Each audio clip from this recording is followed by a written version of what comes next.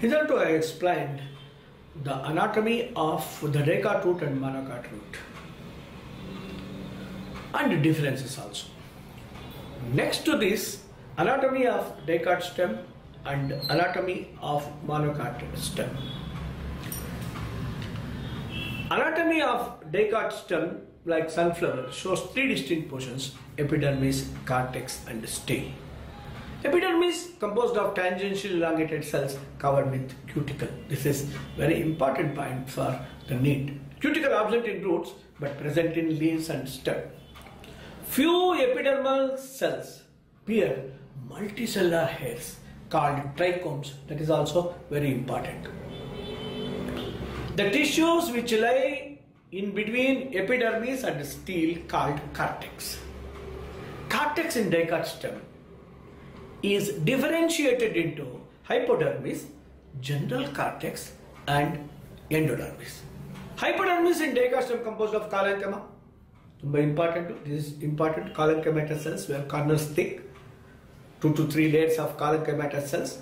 General cortex composed of parenchymatous cells which leave intercellular spaces, and the innermost layer of the cortex is endodermis.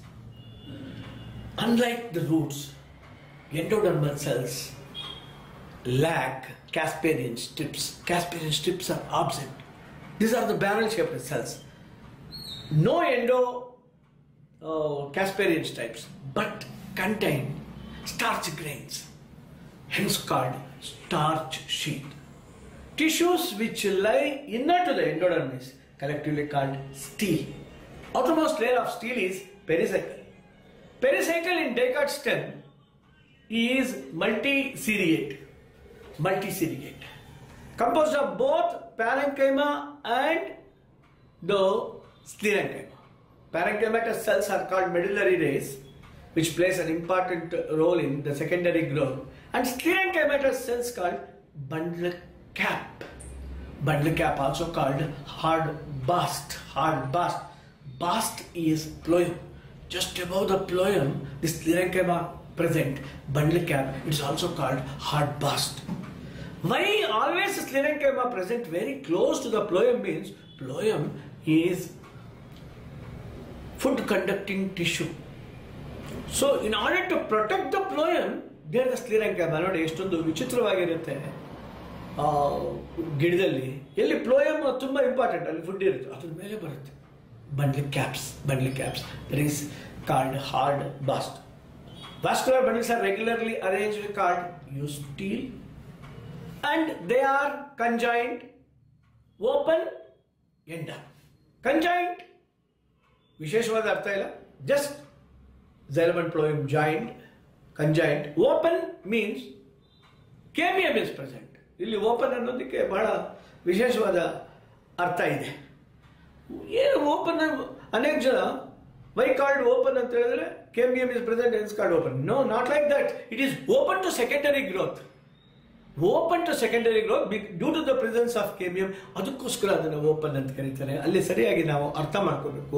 It is open because the cambium is present and open to secondary growth. Hence the vascular bundles are conjoined, open, ender. Protoxylem is facing towards the pith portion.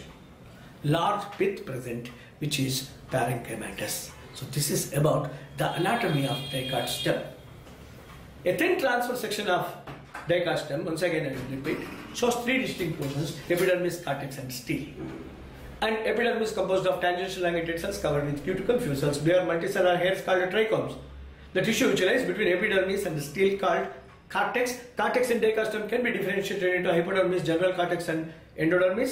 Hypodermis composed of parenchymatous cells. General cortex composed of the parenchymatous cells. Innermost layer of the cortex is endodermis. Endodermis composed of barrel-shaped cells. Casparian strips absent but contains starch grains, hence called starch sheath. Tissues which lie inner to the endodermis collectively called stele. Outermost layer of stele is pericycle.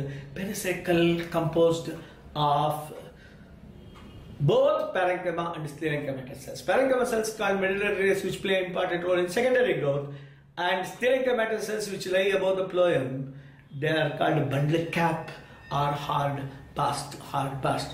And The vascular bundles are regularly arranged U-style, and the vascular bundles are conjoined, collateral.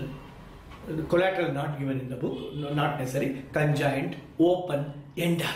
That means the protoxylem facing towards the pith, large pith is present. So that is about the anatomy of the dicot stem like the sunflower. Coming to the monocot stem, here in monocot stem, a thin transverse section of monocot stem shows epidermis, hypodermis, pith cortex, endodermis are absent, hence epidermis, hypodermis, ground tissue and irregularly scattered vascular bundles. Epidermis composed of tangential elongated cells covered with cuticle, epidermal hairs are absent. Hypodermis composed of sclerenchyma, ground tissue composed of only parenchyma, endodermis, pericycle, pith, all these things are absent, only ground tissue. Within the ground tissue, vascular bundles are irregularly scattered, irregularly arranged and body. Arranged arrangement, irregularly scattered, that is also important.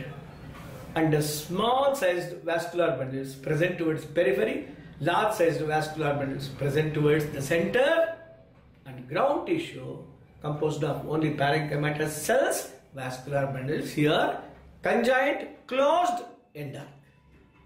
Conjoined, joined, closed means cambium absent, closed to secondary growth, no secondary growth in monocot stem, and end-arc xylem as usual, protoxylem facing toward.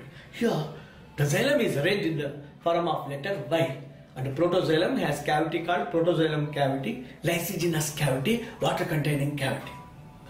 And protoploem get crushed, only metaploem can be seen. And vascular bundle covered by bundle sheath, that is the sclerenchyma called bundle sheath. The entire vascular bundle covered by bundle sheath. Once again I will repeat, a thin transverse section of monocot stem like maize shows epidermis, ground tissue, hypodermis and vascular bundles. And epidermis composed of tangential elongated cells covered with cuticle, trichomes are absent, epidermal hairs are absent.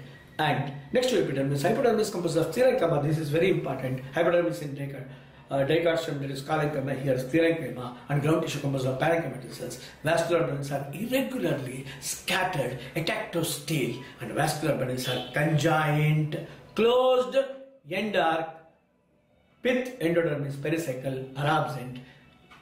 Xylem is arranged in the form of letter Y. Protoxylem has cavity called protoxylem cavity, lysigenous cavity. Protoploem get crushed, only metaploem can be seen, and vascular bundle is surrounded by sclerenchyma called bundle sheath. Coming to the differences between the dicot stem and anatomy of dicot stem and monocot stem. Here the transverse section shows three distinct portions: epidermis, cortex and stele. Here no such differentiation, it consists of epidermis, hypodermis, ground tissue and vascular bundles. And their trichomes present, trichomes absent. Hypodermis composed of parenchyma, hypodermis composed of sclerenchyma, and U-style arrangement of vascular bundles, that is vascular bundles are regularly arranged, vascular bundles are irregularly scattered, and endodermis starch sheath present, no such differentiation, only ground tissue composed of parenchymatous cells. Vascular bundles are conjoined, open, end-arc.